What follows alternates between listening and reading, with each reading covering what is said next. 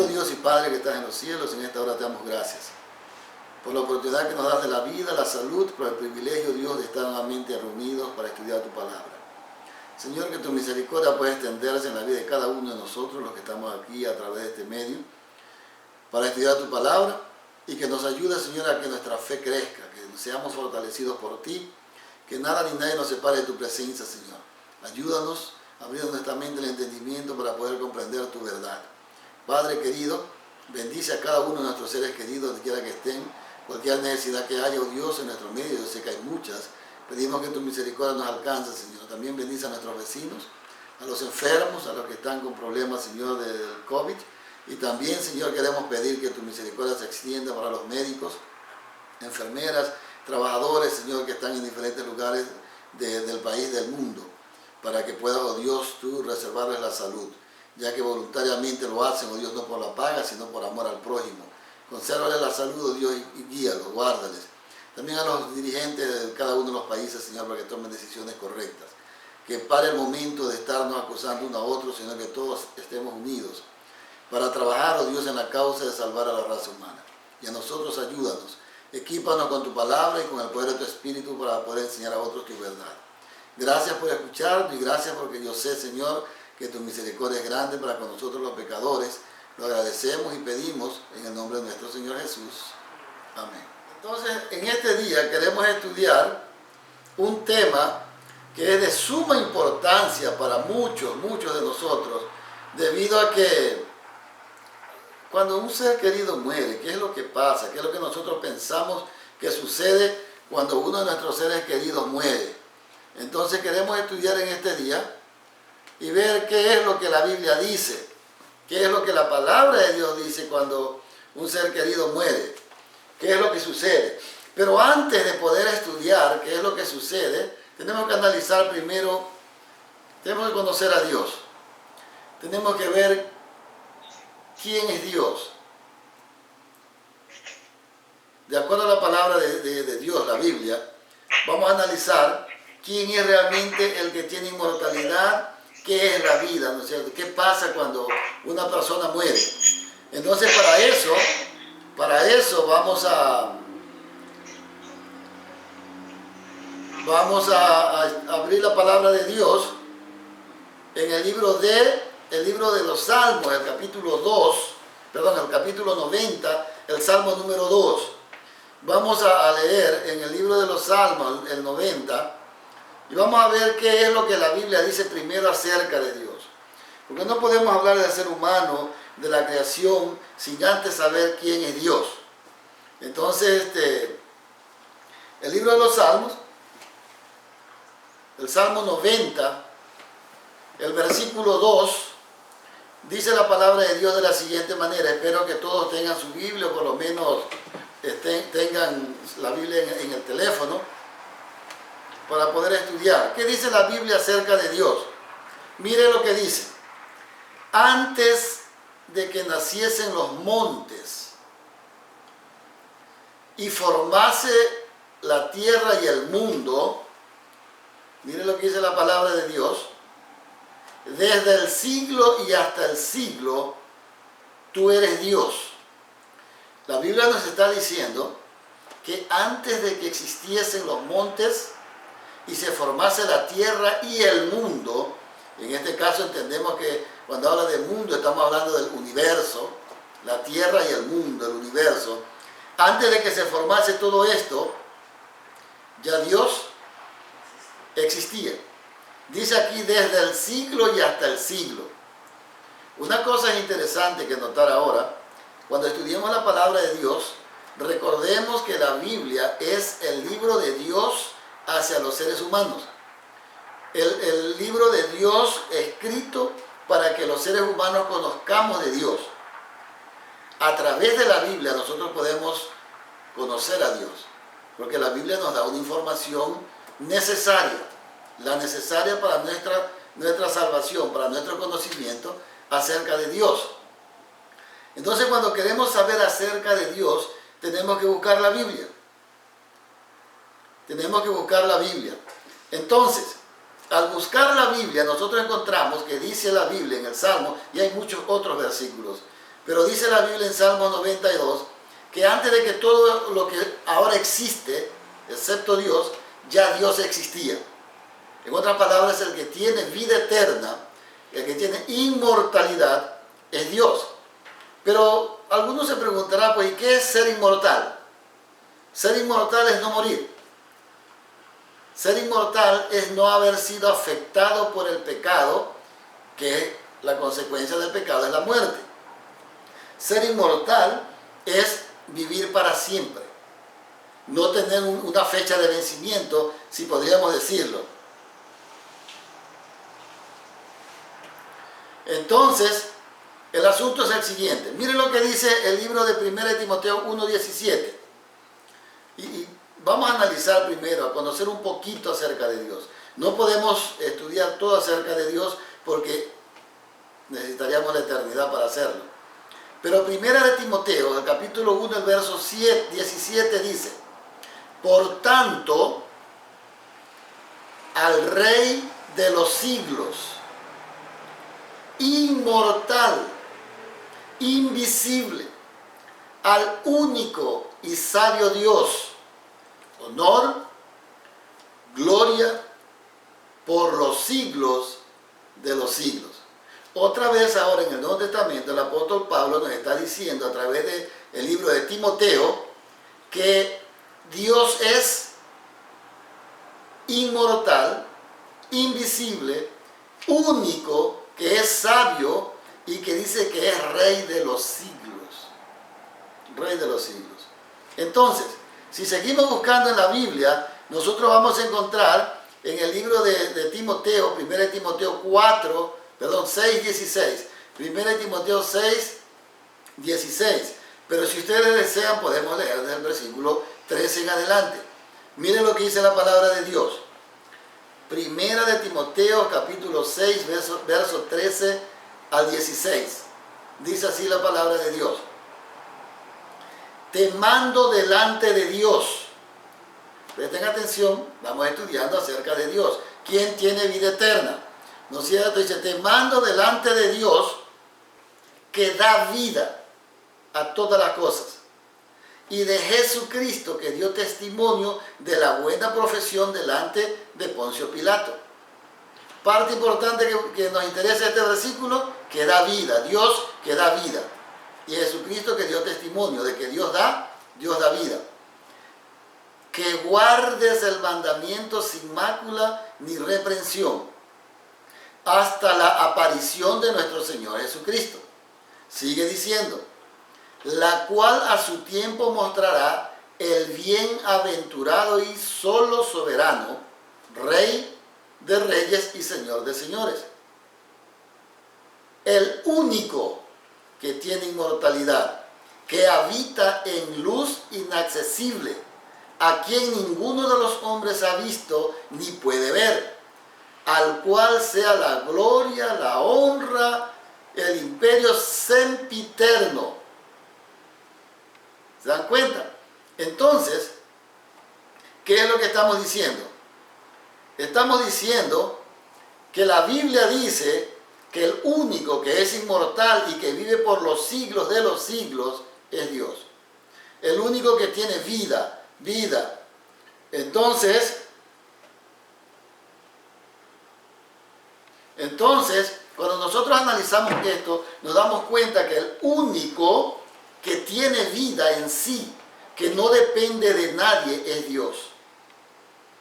Pero a este Dios, que la Biblia dice que es amor, el que no ama, dice, no ha conocido a Dios porque Dios es amor, un día tuvo la brillante idea de crear seres.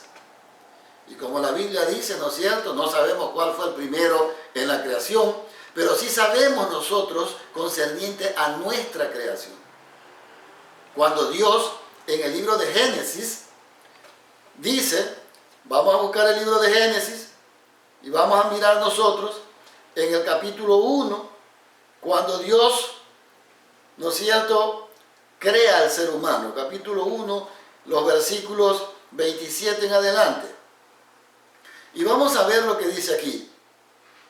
Dios, el que es la fuente de vida, lo que la Biblia dice que de Él dependemos todos nosotros, el único inmortal. Es bueno tener eso en mente. Y estos versículos, por favor, si pueden, grábenlos. Miren lo que dice el versículo 27. Y creó Dios al hombre a imagen de Dios lo creó. Varón y hembra los creó. Y dijo Dios, he aquí os he dado toda planta que da semilla, que está sobre toda la tierra, y todo árbol que hay fruto y que da semilla, os serán para comer. Y a toda bestia de la tierra, y a todas las aves de los cielos, y a todo lo que se arrastra sobre la tierra, que hay vida, toda planta verde le será para comer, y fue así. Conclusión de la creación. Después de que Dios termina de crear al ser humano, dice aquí, el versículo siguiente, 31, dice que Dios observó.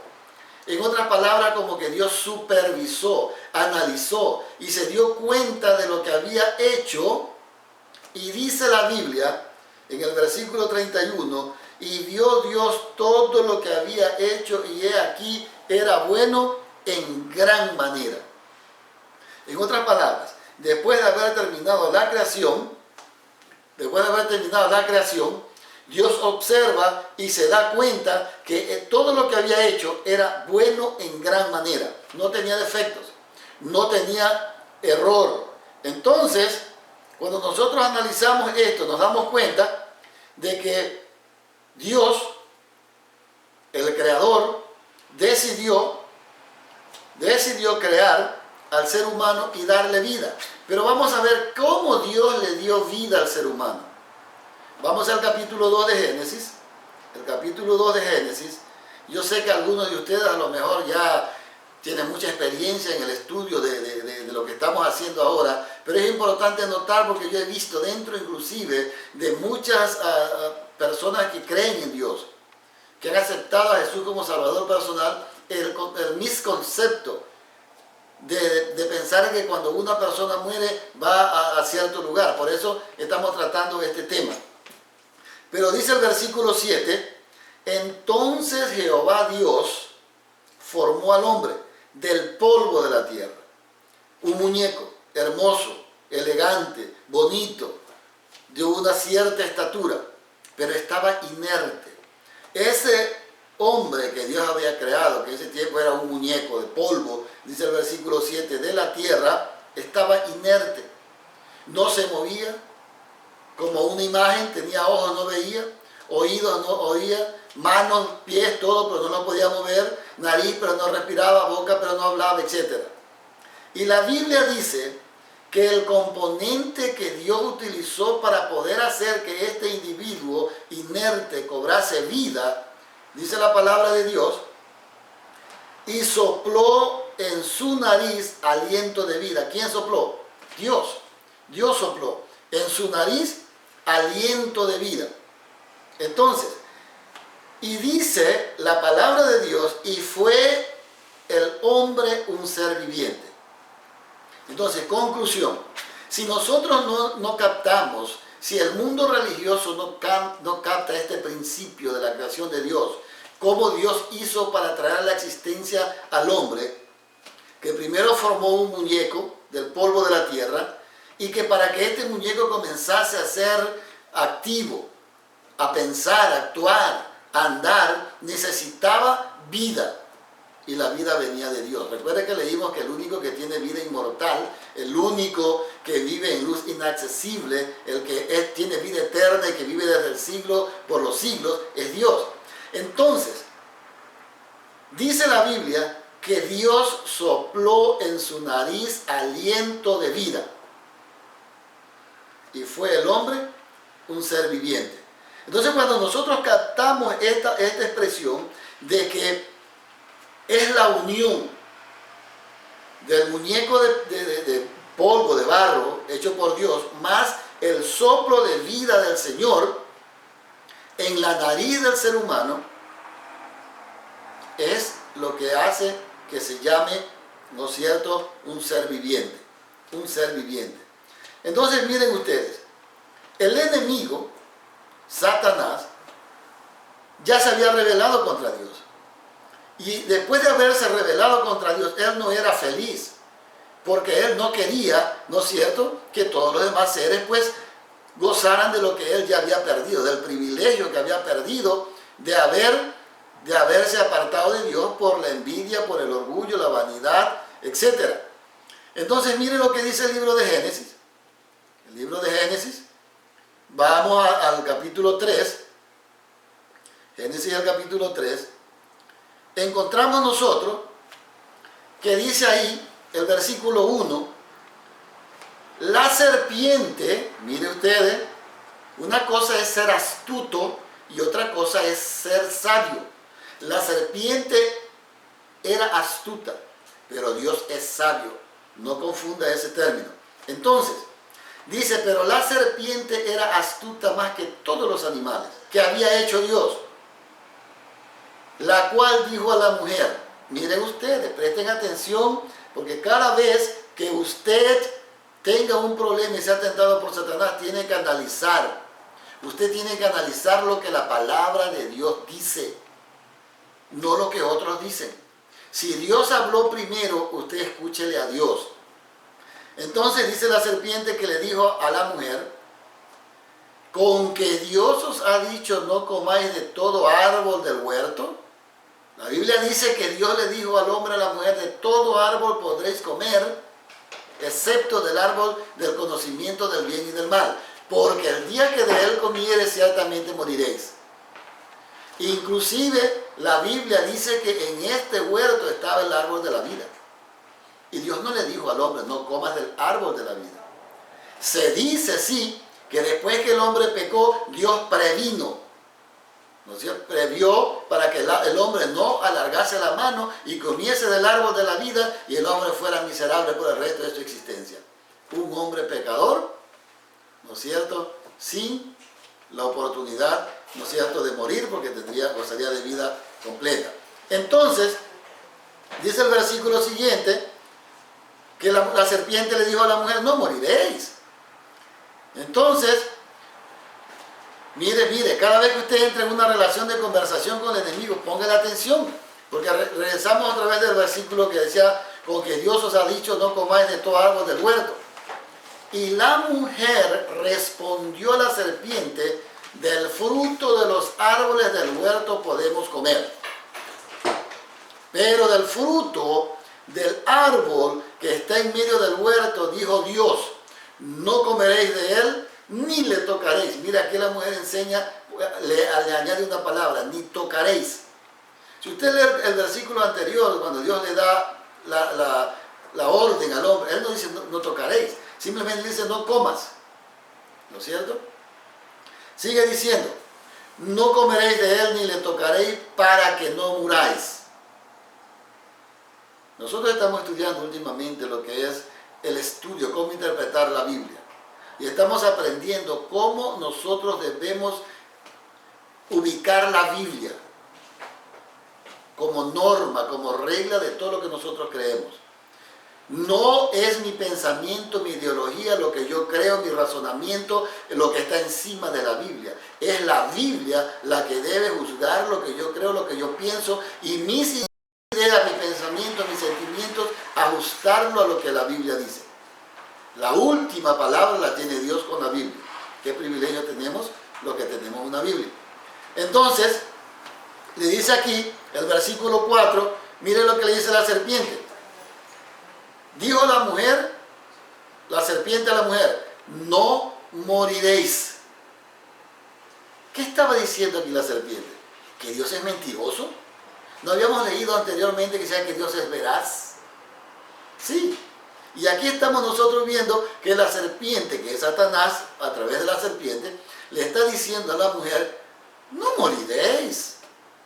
¿Cómo que no moriremos si Dios lo ha dicho? No, ¿qué va a creer? Sigue el siguiente versículo. Sino que sabe Dios. ¿Qué es lo que sabe Dios?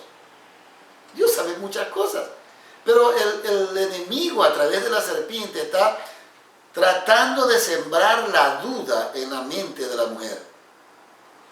Sabe Dios que el día que de él comáis, Mire cómo dicen, serán abiertos vuestros ojos y seréis como Dios,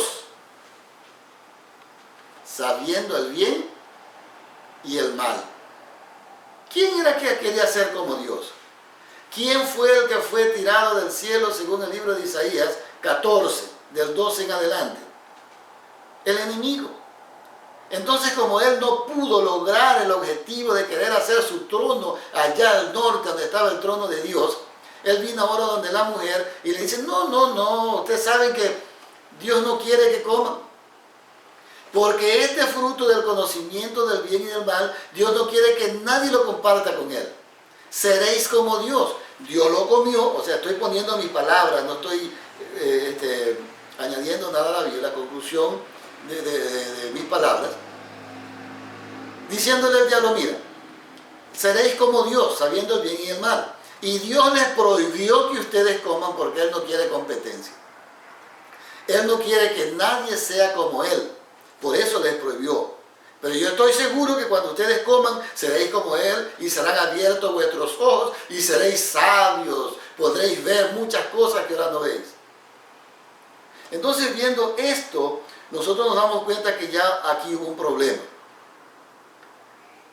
¿Qué fue, creen ustedes, cuál fue, creen ustedes, el primer problema que se presentó aquí? Primero, Satanás siembra la duda. Y la duda llevó a la mujer a no creer en lo que Dios había dicho. Mucha gente piensa que el pecado del ser humano fue desobedecer a Dios. El diablo puso la duda y puso en tela de juicio lo que Dios había dicho y ahora lo que el diablo confirmaba. Dios no dio razones por las cuales el hombre no debía comer el fruto, solo le dijo que si comía había una consecuencia. Pero el diablo viene y da razones que hace pensar a la mujer y dice, oye, ¿verdad, no? Voy a ser como Dios. Y dice la Biblia que la mujer no creyó a Dios. No lo dice textualmente, pero sus acciones lo demuestran que así fue. Entonces viene y dice que la mujer vio que el árbol era bueno para comer y que era agradable a los ojos y árbol codiciable para alcanzar la sabiduría, y tomó de su fruto y comió, y dio también a su marido, el cual murió como ella. Comió como ella. Entonces ustedes se imaginan que el enemigo llegó y lo primero es que Eva, aunque había sido advertida de que un ángel se había revelado en el cielo y que iba a tratar de engañarlos, ella estaba esperando que el enemigo venga como todos pensamos. Y tanto así que nuestras costumbres o tradiciones hemos vestido al enemigo de tal manera que cada vez que vemos a alguien feo lo relacionamos con el diablo. Y pensamos que tiene cacho, que anda vestido de rojo y que tiene una cola larga. Pero desgraciadamente ese es el concepto humano y el diablo se siente feliz haciendo creer a la gente que él es así. Para que cuando se acerque como se le acercó a la mujer, disfrazado o metido en la serpiente, no nos demos cuenta. Lo primero que la mujer tenía que haber dado cuenta aquí es que los animales no hablan. ¿Cómo puede ser posible? Yo estoy hablando con una serpiente. ¿Es decir que todos los animales hablan? En vez de llamarle la atención, la curiosidad de ver que la serpiente estaba hablando, lo que hace la mujer es que entabla una conversación como que si los animales hablaran. Y comenzó el problema. Entonces dice que la mujer vio.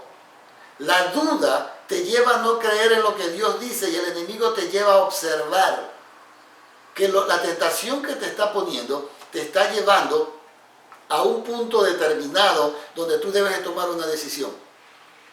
Y la decisión depende de acuerdo a lo que tú ves. Muchas veces el engaño te hace tomar decisiones por lo que ves, no por lo que Dios te ha dicho que debe de estar guardado en su mente. La semana pasada estudiamos acerca de la tentación que el enemigo vino ante el Señor Jesús. Y vimos que Él no vino de una manera como el enemigo. Vino como un ángel. Se delató por la forma como vino a tentar al Señor. Pero ¿cómo respondió Jesús? El Señor Jesús respondió con un está escrito. Escrito está. Si la mujer hubiese utilizado el mismo tema, escrito está, el Señor Dios ha dicho, no comamos del árbol de la ciencia del bien y del mal, y listo. Pero no lo hizo. No creyó a Dios. Por eso ustedes encontrarán que en toda la Biblia, cuando la gente pregunta qué debemos de hacer, el mismo Señor Jesús dijo, tienes que creer. La Biblia dice en el libro si no me equivoco, de Génesis, sí Señor, cuando Dios habla con Abraham, dice, Abraham creyó a Dios. Porque hay una gran diferencia entre yo creer en Dios y yo creerle a Dios. Cuando yo creo en Dios, yo creo que Él existe, hasta puedo creer que Él es el creador y sustentador. Pero cuando Él me dice que yo haga algo, entonces es complicado. No tengo esa confianza, no tengo ese tipo de relación con Dios para obedecer.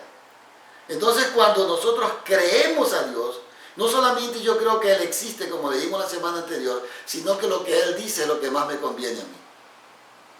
Entonces, habiendo dicho esto, y viendo la relación que existe entre Dios y el ser humano, cómo Dios trajo a la existencia al ser humano, entonces nos damos cuenta que el origen de la vida tiene dos elementos. Un muñeco formado del polvo de la tierra y el aliento de vida dado por Dios al ser humano. Cuando un ser humano va al descanso, ¿qué creen ustedes que es lo que tiene que suceder? Al revés, ¿no es cierto? Ya pues no existe el ser humano como si cuando Dios retira su espíritu.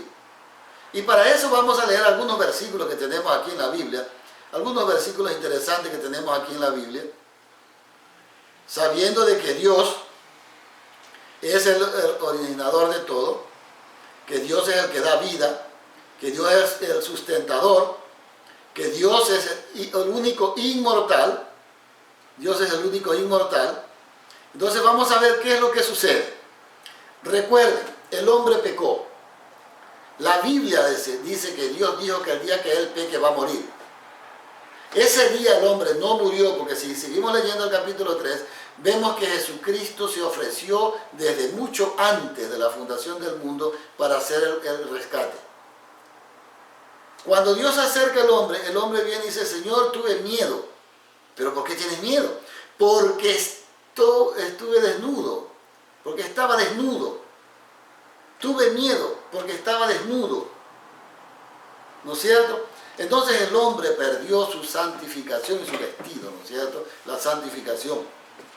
Entonces cuando Dios viene y ve el asunto, Dios viene y hace el sacrificio del cordero. Y recuerden que según la ceremonia del pueblo de Israel, el pecador tenía que poner la cabeza sobre el cordero, confesar sus pecados y él mismo degollarlo. Entonces yo me imagino a Adán viendo cómo puede ser posible este animalito inocente ahora está muriendo por mí. Ahora, Dios los viste, Dios les da la promesa y el hombre, pasando 930 años, nosotros vemos que Adán realmente muere. No murió en ese instante porque Cristo, el Cordero de Dios que quita el pecado del mundo, se ofreció para morir por él. Pero sí vemos que después de corto tiempo, Caín mata a su hermano. Ya era la segunda muerte. El corderito más Caín, el hijo de Adán y Eva. Entonces la pregunta que viene acá a nosotros es, ¿qué es lo que sucede con el ser humano cuando el ser humano muere? ¿Qué es lo que pasa cuando el ser humano muere? Hay muchos conceptos en medio de aquí del mundo en que vivimos, de que cuando una persona muere, no importa cómo haya sido, esta persona va directamente al cielo. Hay personas que son buenas desde el punto de vista humano, pero ninguna clase de obra que yo haga desde el punto de vista humano puede añadirle o quitarle a la salvación que Dios me ha dado. El asunto de las obras se menciona, ¿no es cierto?, también en un estudio que tuvimos anteriormente que juegan un papel muy importante, pero en este caso lo que queremos ver nosotros es lo siguiente. ¿Qué es lo que pasa? Veamos el libro de Eclesiastés, el capítulo 9, Eclesiastés 9. Vamos a ver qué es lo que dice la Biblia cuando un ser humano muere. ¿Qué es lo que pasa? ¿Qué es lo que pasa? Eclesiastés capítulo 9, versos 5 y 6. Miren lo que dice la palabra de Dios. Eclesiastés 9, 5 y 6. Dice así: porque los que viven, es decir, usted y yo que vivimos, sabemos que vamos a morir, aunque no queremos morir, aunque en nuestros planes no está la muerte, igual como en el principio de la creación de Dios no estaba la muerte considerada para el ser humano, sino que viva para siempre, nosotros tampoco queremos morir. Pero la Biblia dice, en el versículo 5 de Eclesiastés 9, los que viven saben que han de morir, pero los muertos nada saben. Como los muertos nada saben, ni tienen más paga porque su memoria es puesta en olvido, dice la palabra de Dios. Entonces, el versículo 6 dice, también su amor y su odio y su envidia fenecieron ya.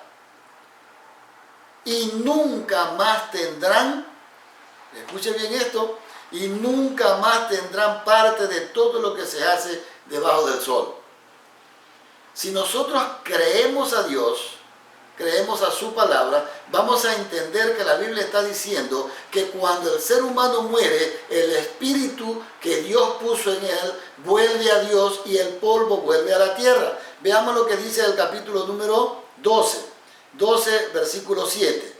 Eclesiastés 12, 7. Miren lo que dice. Y el polvo vuelve a la tierra como era, y el espíritu vuelve a Dios que lo dio. Así de simple.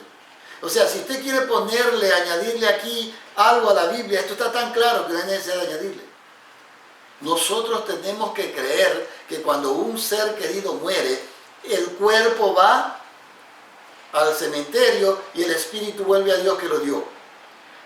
No es que el espíritu es un ente que vive separado del cuerpo humano.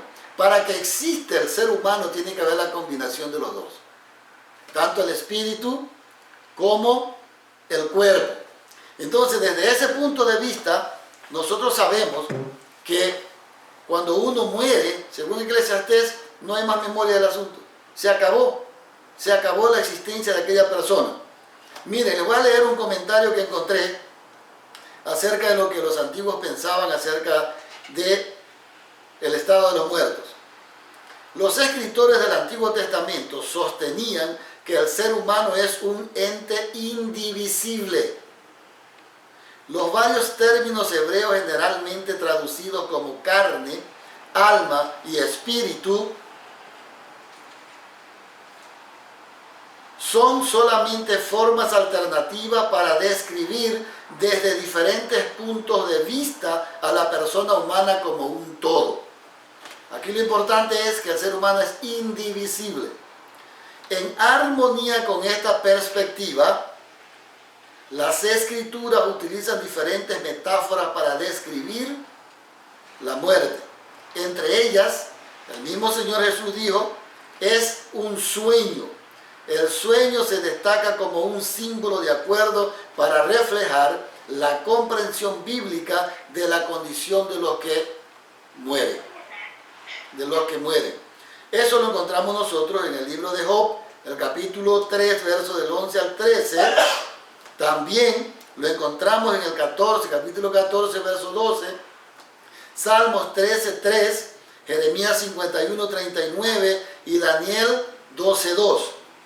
La muerte, sigue diciendo el comentario, es el completo fin de la vida del ser humano. La muerte es un estado de inconsciencia en la cual no hay pensamientos, emociones, trabajo ni comunicación de ningún tipo. Es muerto, se acabó. Cuando una persona muera deja de respirar. Recuerde que el espíritu puesto por Dios en la vida es la energía que nos permite a nosotros tener vida, porque es espíritu de vida. Ahora, cuando nosotros analizamos esto, llegamos al tiempo de Jesús. Miren lo que el Señor Jesús dice. En tiempo de Jesús, sin embargo, esta visión del ser humano y especialmente la de la muerte estaba siendo desafiada por el concepto dualista pagano de la inmortalidad del alma, que se estaba propagando rápidamente por todo el mundo conocido. La inmortalidad del alma. ¿De qué manera describió Jesús la muerte de su amigo Lázaro? Si nosotros buscamos en la Biblia, el capítulo 11 de San Juan, el versículo 11, la Biblia dice que nuestro amigo Lázaro duerme. Y los discípulos, creyendo, ¿no es cierto?, en el sueño normal, y bueno, Señor, si duerme, pues va a estar tranquilo. Pero Jesús tiene que aclararles a ellos. Él dice, no, Él no está durmiendo de irse a descansar y mañana levantarse. Él está durmiendo el sueño de la muerte. En otras palabras, para nosotros los creyentes en el Señor nuestro Dios, la muerte es un sueño. Es un sueño. Y tal vez no solamente para nosotros los que creemos en el Señor, sino para todos. Para todos los que mueren, la muerte es un sueño. Porque, corrijo, porque el asunto es que cuando nosotros morimos, según la Biblia, vamos a descansar. Sea bueno, sea malo, el mismo proceso para todos. Lo que va a suceder después es diferente. Entonces, mire lo que sigue diciendo el comentario. El significado de este texto cambia completamente dependiendo de dónde se colocan los dos puntos. Usted sabe, la gente argumenta, no, pero es que cuando el Señor le dijo al ladrón en la cruz que hoy estaría conmigo en el paraíso, eso indica que el Señor se lo llevó ese día al cielo. Ustedes recuerdan cuando los evangelios narran que el Señor Jesús había resucitado. Y María Magdalena ve a los ángeles y le pregunta, Señor, buscando aquí al maestro, dime dónde para ir a buscar. Pero cuando ella ve y dice que era el jardinero, pensó que ella era. O sea, ella pensó que el Señor era un jardinero. Le dice, Señor, y cuando el Señor se le descubre, ella quiere abrazarlo de gozo porque su maestro había resucitado y el Señor le dice, mira, no me toques, porque todavía no he ido a mi Padre y a vuestro Padre, pero yo voy a ir y cuando regresen a decirle a los demás que en tal parte nos encontramos. Si fuera cierto la idea de que cuando el Señor le dijo al ladrón en la cruz, desde hoy estás conmigo en el paraíso, entonces significa que el Señor estaba mintiendo. Porque el Señor Jesús no fue el día viernes al cielo. Estuvo en el sepulcro, pasó el día sábado reposando en el sepulcro, el día domingo resucitó el tercer día, y cuando María lo va a tocar, dice, no me toques porque todavía no he subido a mi Padre y a vuestro Padre. Entonces, no encaja ese pensamiento.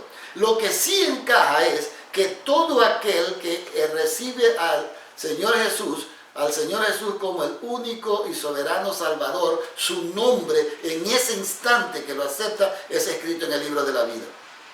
Y una vez que usted y yo somos escritos en el libro de la vida, entonces nuestro nombre está ahí. Y lo interesante de todo esto es que la Biblia dice que desde ese instante en adelante Dios no ve mi vida como la vida de un pecador, sino que ve la vida de un hijo que dio su vida por nosotros, es decir, nuestro Señor Jesús, y a través del Señor Jesús, Él me ve como que yo nunca he pecado, porque mi vida fue puesta en las manos del Señor Jesús. Recuerden que la Biblia dice que el Señor Jesús vino a buscar y a salvar lo que se había perdido. Entonces, desde ese punto de vista, nosotros nos damos cuenta de que es importantísimo tener en cuenta eso. Ahora, otro asunto que nos hace pensar es, ¿cómo es que la gente puede ir al cielo directamente cuando muere? O si es medio bueno, va al purgatorio y está por un tiempo ahí, y después que ya cumple cierta penitencia, va al cielo directamente. O si es malo, va al infierno y se perdió para siempre. No puede ser así, porque si no la Biblia no hablara de resurrección. No hablara de que los seres humanos cuando mueren están descansando, esperando a la segunda venida del Señor Jesús, cuando los muertos en Cristo resucitarán primero. Y luego dice que después de 1000 años, los que no creyeron en el Señor Jesús también resucitarán. Si los muertos van directamente al cielo, ¿cómo es entonces que la Biblia dice que habrá una resurrección para los santos y una resurrección para los que no aceptaron a Jesús como Salvador personal? Muy bien, analicemos el asunto. En la creación, Jehová Dios formó al hombre del polvo de la tierra y sopló en su nariz aliento de vida. Como resultado, hemos dicho, como resultado, fue el hombre un ser viviente, un ser viviente. Mientras Dios mantiene el aliento de vida en las criaturas vivientes, éstas viven. Sigo leyendo. Pero cuando Él quita el aliento de vida, las criaturas mueren y regresan al polvo. Lo hemos leído según el libro de Eclesiastés, pero vamos a ver otro versículo más en el libro de Salmo 104, verso 29. Escondes tu rostro, está hablando aquí del Señor, escondes tu rostro, verso 29, se turban, les quitas el hálito, el aliento de vida, y dejan de ser, y vuelven al polvo. O sea, cuando usted sabe que algo deja de ser, deja de existir. No existe más, se acabó, no hay más asunto con aquel ser que acaba de morir. Entonces, mire lo que sigue diciendo. Entonces, se turba el rostro de ellos, esconde su rostro, se turban, le quitas el aliento, dejan de ser y vuelven al polvo y dejan de existir. Y dejan de existir. Sigamos leyendo. Esta no es una decisión arbitraria de Dios. Es la consecuencia inevitable del pecado. Recuerden que Dios dijo, el día que de él comas vas a morir. Luego los evangelistas siguen diciendo, el apóstol Pablo dice que la paga del pecado es muerte, pero la dádiva de Dios es vida eterna. Pero recuerden lo que estamos diciendo ahora. Es la consecuencia del pecado. Sin embargo, las buenas noticias es que a través de Cristo, nuestro Señor Jesucristo, nosotros tenemos la bendita promesa de la vida eterna. La esperanza de vida eterna. Entonces, podemos decir que el único que tiene potestad de compartir vida, de dar vida es Dios. Que cuando Dios saca del ser humano el espíritu de vida, el ser humano deja de ser. No es que el espíritu va con pensamientos y con toda la experiencia al cielo a gozar como muchos creemos, que cuando una persona muere va al cielo y va a un mejor lugar. Déjenme decirles una cosa. Lo más terrible que le puede pasar al ser humano es morir. Lo más terrible. Porque si usted no se ha entregado a Cristo como su Salvador personal, no lo ha aceptado a Él como tal, usted no tiene esperanza. Recuerde que la Biblia dice que el único camino que lleva a Dios es a través de Jesús. Es a través del Señor Jesús. Si usted no acepta a Cristo como su Salvador personal, usted no puede ir al Padre. No importa lo que usted quiera hacer, los sacrificios, la penitencia que usted haga, no puede ir. Porque el único medio que nosotros tenemos para llegar al Padre es a través del Señor Jesús. Por eso es que la Biblia dice, mira, veamos lo que dice un versículo que todo el mundo conoce, ¿no es cierto? Nosotros conocemos el libro de Juan, el capítulo 1, verso del 1 al 4. Juan capítulo 1, verso del 1 al 4. Vamos a leerlo. Vamos a leerlo. Juan capítulo 1, verso del 1 al 4. Precioso versículo de la Biblia. Juan 1, del 1 al 4. Miren lo que dice. En él estaba la vida. En el principio era el verbo. Y el verbo era Dios. Y el verbo era con Dios. El verbo, era en el principio con Dios. Recuerden que dijimos en los primeros versículos a la introducción del tema que Dios vive del siglo por los siglos. etc.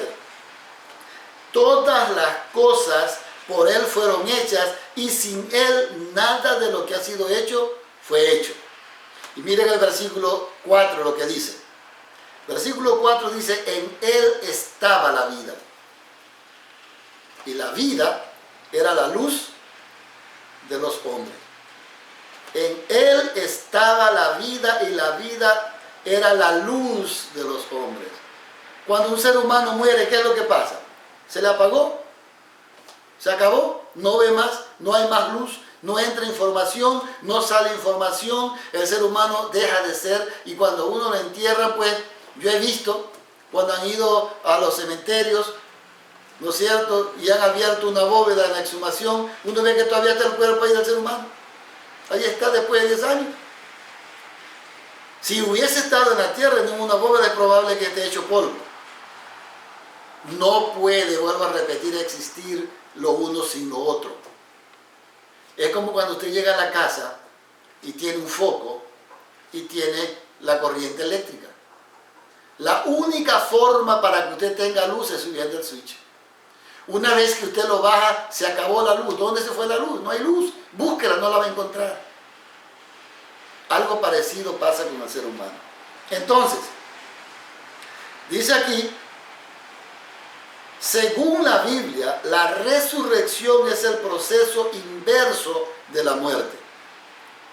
Ustedes escucharon la semana pasada algunos que en el libro de Apocalipsis 3:20 la Biblia dice que Dios está a la puerta y llama. Al que le escuche y abre la puerta, Dios va a entrar a él, cenará con él y él con la persona. Aquí está diciendo que cuando Él venga, 1 Tesalonicenses 4, 16 en adelante, dice que cuando Él venga sonará la trompeta y con voz de arcángel y con trompeta de Dios descenderá del cielo y los muertos en Cristo resucitarán primero. Si usted le cree a Dios y cree esta palabra, aquí no hay lugar para decir, no es que ya estaban en el cielo. ¿Cómo van a resucitar si estaban en el cielo? ¿Cómo van a resucitar? Así fue como Lucas explicó la resurrección de la hija de Jairo. Se los voy a leer lo que está aquí textualmente. Y dice así: después de enterarse de que la niña de 12 años había fallecido, Jesús se dirigió hasta su casa y dijo a las plañideras que la niña dormía. Está muerta, Señor. Hace rato que murió. ¿Cómo que está durmiendo? Sí, está durmiendo. Entonces, tomándola de la mano, clamó diciendo: muchacha, levántate, talita kumi, en el idioma, ¿no es cierto?, que fue escrito la expresión griega, si no me equivoco. Entonces, cuando es levántate, ¿quién es el que se levanta? Que está durmiendo. Si usted se va a descansar y le dice a sus hijos o a cualquiera, sabe que despiértame después de media hora, usted está inconsciente. Usted no está pensando, usted no está haciendo nada, usted está inconsciente durmiendo. Y cuando alguien lo va a llamar, usted todavía quiere seguir durmiendo, porque está durmiendo. Entonces, tomándola de la mano, clamó diciendo: muchacha, levántate. Entonces su espíritu volvió e inmediatamente se levantó. ¿Por qué el espíritu volvió? ¿Quién era el que estaba resucitando a la niña? Jesús. ¿Quién es Jesús? Jesús es el que existió desde el principio y fue el mismo que sopló en la nariz aliento de vida a Adán y Eva. Entonces, cuando nosotros entendemos esto, miren lo que dice aquí el término. Ante el mandato divino de Jesús, mire usted, el principio de toda vida impartido por Dios retornó a la niña. Vuelvo a leer. Ante el mandato divino de Jesús, el principio de vida impartido por Dios retornó a la niña. El término griego utilizado por Lucas, pneuma, significa viento, aliento o espíritu. Cuando la Biblia lo utiliza en relación con los seres humanos, nunca denota una entidad consciente capaz de existir separada del cuerpo. En este contexto claramente se refiere al aliento de vida. La muerte es tan común que las damos por sentada nosotros los seres humanos. Entonces la pregunta es, ¿cómo podemos aprender a confiar en las promesas de Dios acerca de la vida eterna, aún cuando por ahora la muerte parece ser vencedora? Es decir, Eclesiastés dice que los que vivimos sabemos que hemos de morir, pero que los muertos nada saben. ¿Cómo puedo hacer yo una realidad, como le llamamos el miércoles, esta promesa de Dios para mi vida? ¿Cómo puedo hacer yo que estas promesas de Dios, que cuando venga los muertos en Cristo van a resucitar primero? Primer paso, tengo que creer a Dios. Segundo paso, tengo que creer que Dios existe. Tercer paso, tengo que aceptar lo que Dios ha dicho de mí. Y Dios ha dicho que por causa de mi pecado voy destinado directamente a la muerte. Tengo que creer y aceptar que el único medio para solucionar mi problema se encuentra en Jesús, el Cordero de Dios que quita el pecado del mundo. Y que una vez que yo he aceptado esto que hemos mencionado, entonces el Espíritu Santo, que ha estado trabajando en mi vida, toma el control completo de mi ser y comienza la transformación de mi vida, haciéndome apto cada día para estar más cerca de Dios. Entonces, cuando hablamos de esto, hablamos nosotros de que es muy importante de que cuando nosotros nos confrontamos o encontramos la palabra de Dios, debemos de tomar la decisión de seguirle. Porque Cristo es la única solución. No hay otro medio. Ahora les explico por qué personalmente no creo de que cuando una persona muere va directamente al cielo. ¿Por qué? Porque si esto fuera así, entonces imagínese usted, no importa cuán malo uno es. Aunque la Biblia dice que no hay un solo bueno en el mundo, que todos hemos pecado y estamos separados o estamos cortos de la gloria de Dios, no podemos hacer nada para salvarnos. Mucha gente dice que cuando uno es bueno muere, va directamente al cielo a gozar de una mejor vida, lo cual no tiene sentido. Porque si fuese así, que todos los buenos van al cielo y van a estar con Dios gozando de una mejor vida, entonces cuando Cristo venga, ¿cuáles son los que van a resucitar? No hay quien resucite, porque todos ya están gozando de una mejor vida en el cielo. Siguiente. Si eso era lo que Dios tenía planificado hacer con el ser humano, entonces ¿para qué vino a sufrir? ¿Para qué se convirtió en ser humano? A vivir como uno de nosotros, cumpliendo los mandamientos de Dios, venciendo al enemigo en todo, muriendo en una cruz del Calvario para que todo aquel que en él crea no se pierda, más tenga vida eterna. Y luego pues permitiendo que lo maltraten, lo ultrajen y hagan y hablen toda cosa mal contra él. Si el plan de Dios era que cuando uno muere va directamente al cielo, entonces no tiene sentido que haya venido. También podemos decir que no tiene sentido de poder decir que cuando una persona es media buena va al purgatorio y pasa por una cierta cantidad de años padeciendo hasta que sea purificado. Purgatorio, recuerden, para llegar a ser bueno. Cuando la Biblia dice que Dios es amor, que Dios ama de tal manera a sus hijos que los ama como a la niña de sus ojos. Entonces cuando analizamos esto, nosotros nos damos cuenta que tampoco encaja. Porque si la Biblia dice que el que no ama no ha conocido a Dios porque Dios es amor, ¿cómo puede decirme Dios que es amor cuando me ve que estoy quemándome en un lugar y Él no me da la mano? No me ayuda. No hace nada para ayudarme. Ahí paga tus consecuencias por malo. No. Cristo vino a pagar esa deuda que yo no podía pagar. Y aquí solamente hay dos caminos. Los de Dios, los que entran por la puerta estrecha y aceptan el sacrificio expiatorio de nuestro Señor Jesucristo, o los que van por la puerta ancha y les da un importismo las cosas de Dios. Ahora, es cierto que hay muchas personas que al final de su vida aceptan a Cristo como su Salvador personal, como lo hizo el ladrón en la cruz. Y Dios les perdona. Lo maravilloso de esto, de Dios, es que no importa cómo yo haya sido. Cuando acepto a Cristo como mi Salvador personal, yo quedo limpio. Y Dios me mira, el Padre me mira como si fuera Jesús. Dios me ve a través de Jesucristo. Y Jesucristo dice, Señor, yo he muerto por Él. La Biblia dice en el libro de Hebreos que Él vive siempre para interceder por nosotros. Entonces cuando alguien viene y me dice, es que, mira, fulanito, yo tuve un sueño y lo vi y conversé y fui a tal parte y me trajeron a fulano y yo escuché su voz. ¿Qué dice la Biblia en base a eso? ¿Quiénes son los que andan engañando a la gente ahora en la actualidad y siempre lo han hecho? El mismo que en el principio le dijo a la mujer, no moriréis. Ese mismo es que mantiene ese concepto de que cuando uno deja de existir, no muere, para que siga creyendo en su mentira. Pero la Biblia dice, en el libro de Apocalipsis, dice la palabra de Dios de la siguiente manera. Cuando usted se pregunte, entonces yo vi a mi mamá que estaba ahí. No, yo vi a mi abuelito, que yo vi a mi tía, que yo vi a mi pariente que estaba ahí. Miren lo que dice la Biblia. 16:14 del libro de Apocalipsis. Pues estos son espíritus ¿de quién? De demonios.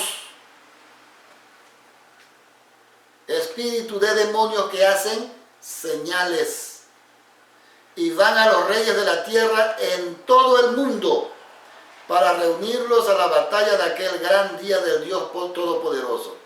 ¿Quiénes son aquellos que están instigando y presentándosela a la gente? Espíritus de demonios. Recuerden que la enseñanza, yo no le puedo llamar doctrina, sino la enseñanza que la gente tiene de pensar que cuando uno muere va directamente al cielo, es del enemigo. Él siempre va a mantener lo que ha enseñado para confundir a la gente, para confundir a los demás. Entonces, ¿cuál es mi posición ahora? ¿Cuál es mi posición? Veamos lo que dice el libro de San Juan, el capítulo 5, versos 28 y 29. San Juan, capítulo 5, versos 28 y 29. Dice la palabra de Dios. No os maravilléis de esto, porque vendrá hora cuando todos los que están en los sepulcros oirán su voz.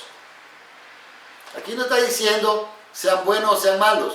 Aquí está diciendo todos. Todos los que están en los sepulcros oirán su voz. Y los que hicieron lo bueno saldrán a resurrección de vida. Mas los que hicieron lo malo a resurrección de condenación. Pero ojo, este asunto no queda ahí. Usted sabe que la Biblia dice que los muertos en Cristo van a resucitar primero cuando venga por segunda vez, y después de 1000 años es que resucitarán los que no creyeron en Él. Entonces, cuando nosotros estudiamos esto, nos damos cuenta que la resurrección en sí misma no es ninguna recompensa ni un castigo. Todos vamos a resucitar en determinado tiempo, los que somos buenos primero y los que somos malos después. Es la precondición para recibir vida eterna o condenación eterna. Es decir, cuando el Señor venga por segunda vez, los muertos en Cristo van a resucitar, y si estamos vivos, pues vamos a recibir en las nubes de los cielos para recibir nuestra recompensa. La Biblia dice que sería la vida eterna. Pero para aquellos que no le recibieron después del milenio, dice que resucitarán, pero para recibir el castigo y la condenación eterna.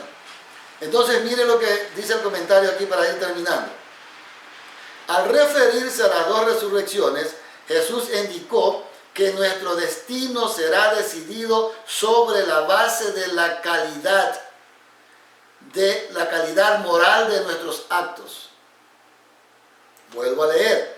Jesús indicó que nuestro destino será decidido sobre la base de la calidad moral de nuestros actos, sean buenos o sean malos. Entonces usted me dirá, significa que yo tengo que hacer obras para poder alcanzar la salvación. No, mi querido amigo. No, mis queridos hermanos. El cristiano, dice la Biblia, que en el cristiano es Dios el que produce el querer como el hacer de su divina y santa voluntad. Las obras que yo las hago, no las hago para ser salvo, las hago porque ya soy salvo. Entonces, habemos muchas personas que hacemos obras de beneficencia tratando de ganar méritos o hacemos penitencias para agradar a Dios. Pero eso no tiene validez. Porque la Biblia dice en el libro de Isaías que nuestras obras son como trapos de inmundicia. Es decir, no cuentan. Ahora, habíamos dicho esto entonces, este hecho sin embargo no significa que son las obras las que nos salvan. Al contrario, Jesús enseñó claramente que nuestra salvación depende enteramente en lo que dice San Juan 3:16. ¿Qué dice San Juan 3:16? San Juan 3:16 dice la palabra de Dios, porque de tal manera amó Dios al mundo, que ha dado a su Hijo unigénito, para que todo aquel que en Él crea no se pierda, mas tenga vida eterna. Podríamos decir, para todo aquel que en Él cree, no se pierda, mas tenga vida eterna. Pero usted se preguntará, ¿cuál es ese de tal manera? Tiene que haber una razón, porque el tal manera me lleva a pensar en algo. Algo tuvo que haber hecho. Y usted lo encuentra en los versículos 14 y 15 del mismo libro de San Juan, el capítulo 3. Mire lo que dice. Como Juan levantó la serpiente en el desierto, así es necesario que el Hijo del Hombre sea levantado, para que todo aquel que en Él crea, otra vez, no se pierda, mas tenga vida eterna. Dios es muy enfático en este asunto. La única manera de nosotros poder obtener la vida eterna es a través de Jesús. No es porque yo sea medio bueno o medio malo, voy a ir a cierto lugar a purificarme y luego voy al cielo. No es así. Es a través de Jesús. Cuando Jesús llega a mi vida, y según Isaías 1:18 me dice, venid y estemos a cuenta, nos ponemos, Él me perdona, ahora yo soy suyo, y la Biblia dice que desde ese instante yo vengo a formar parte de la casa, dice la Biblia, el templo del Espíritu Santo. Entonces es desde ahí que Él comienza a guiarme. Entonces recordemos algo bien interesante, que es solamente Jesús el que nos da la victoria. ¿Por qué la resurrección de Lázaro fue el milagro supremo del ministerio de Jesús? Porque ya tenía varios días de muerto, porque había gente de mucha reputación observando, inclusive los mismos judíos estaban ahí, y cuando vieron, pues, le amaba mucho porque Jesús lloró. Pero luego dice la Biblia que Jesús fue, y la hermana le dice, por favor, Señor, ya no lo abra porque ya tiene varios días y ya está descompuesto. Si nosotros leemos lo que dice el libro de San Juan, ¿no es cierto? El capítulo 11, versos 38 al 44. Jesús, profundamente conmovido otra vez, vino al sepulcro. Era una cueva y tenía una piedra puesta encima. Dijo Jesús, quitad la piedra. Marta, la hermana de Lázaro, le dice al Señor, hiede ya, porque es de 4 días. Jesús dijo, no te he dicho que si crees, y eso es para nosotros también, no te he dicho que si crees verás la gloria de Dios. No solamente vamos a tener vida eterna, vamos a ver la gloria de Dios. Versículo 41. Entonces quitaron la piedra de donde había sido puesto el muerto, y Jesús, alzando los ojos a lo alto, dijo, Padre, gracias te doy por haberme oído. Yo sabía que siempre me oyes, pero lo dije por causa de la multitud que está alrededor, para que crean que tú me has enviado. Y habiendo dicho esto, clamó a gran voz, Lázaro, ven fuera. Y el que había muerto salió atado a las manos y los pies con vendas y el rostro envuelto en un sudario. Y Jesús dijo, pues, dale de comer y dejadle ir. Ustedes se imaginan un hombre de la edad de Lázaro, 4 días de muerto, ya pues, si hubiera estado en el cielo, como mucha gente piensa, ¿ustedes no creen que él hubiera escrito un libro precioso acerca de su experiencia de 4 días en el cielo? pero no hay registro de eso. No se ve que él haya escrito algo o haya comentado con algo. Uy, yo recuerdo cuando estuve muerto, qué belleza, estaba en el paraíso y andaba aquí y allá. Él no dice nada de eso. Porque la Biblia es categórica en lo que dice: los muertos nada saben, el polvo vuelve a la tierra y el espíritu vuelve a Dios que lo dio, y se acabó el asunto. Lázaro no cuenta una historia, no escribe un libro.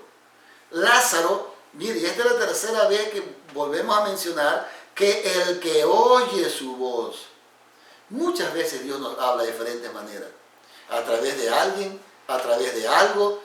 Nosotros tenemos que prestar oído, porque cuando Dios habla debemos de acostumbrarnos a escucharle, porque Lázaro estaba acostumbrado a escuchar al Señor.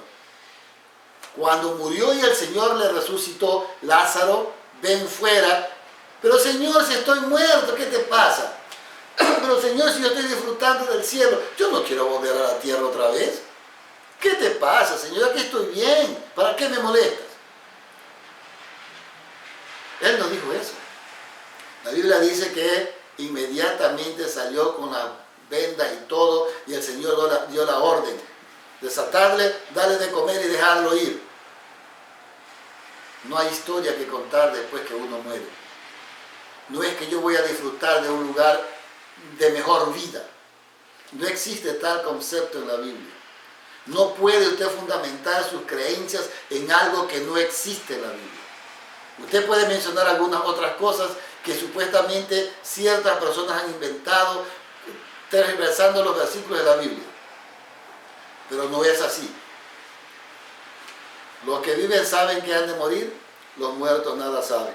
Ahora, conclusión. ¿Qué debo hacer? ¿Qué es lo que debo hacer? En el libro de San Juan, el capítulo 11, volvemos al mismo libro de San Juan, el capítulo 11, vamos a los versículos 24 y 25.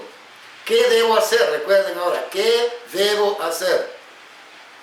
24 y 25, dice la palabra de Dios: Marta le dijo al Señor Jesús: yo sé que resucitará en la resurrección en el día postrero.